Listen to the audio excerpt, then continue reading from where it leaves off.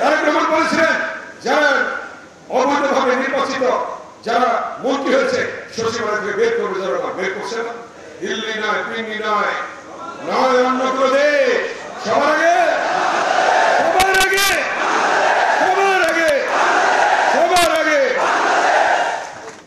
Fascist খুনি শেখ হাসিনার বিরুদ্ধে তিনি বলেছেন দেশ যাবে কোন পথে ফয়সালা হবে রাজপথে। সেই তার যে কথা, তার যে বক্তব্য সত্য প্রমাণিত হয়েছে।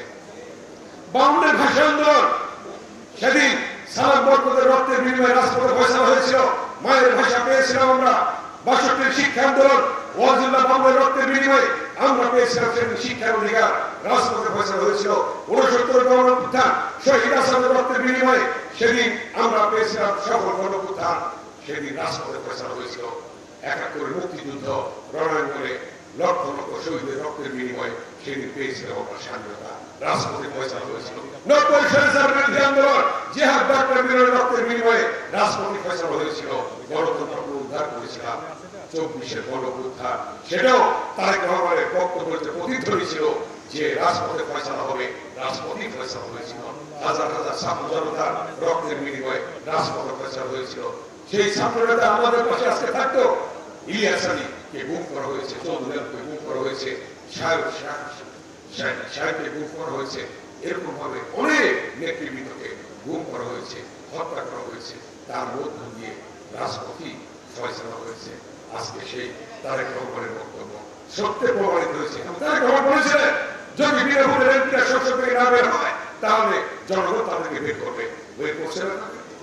তারেক রহমান বলেছিলেন যারা অবৈধভাবে নির্বাচিত যারা মন্ত্রী হয়েছে সচিবালয় থেকে বের করবে জনগণ, বের করছে না।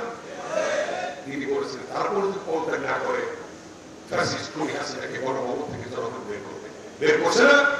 সত্য প্রমাণিত হয়েছে। এবং তিনি স্পষ্টভাবে বাংলাদেশকে যে তিনি ভালোবাসেন এবং তার যে দেশপ্রেম সর্বশেষ বক্তব্য যেটা বলছেন সবার আগে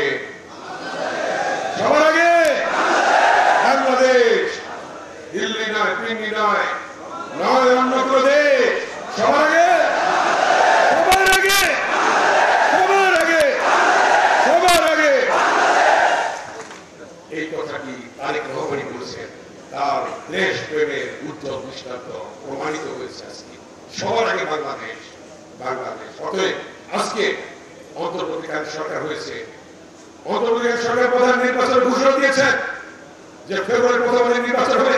সেই নির্বাচন নিয়ে আজকে ষড়যন্ত্র চলছে। যারা পিয়ার পদ্ধতি চায় তারা বাংলাদেশের নির্বাচন চায় না। যারা পিয়ার পদ্ধতি চায় তারা বাংলাদেশের গণতন্ত্র চায় না।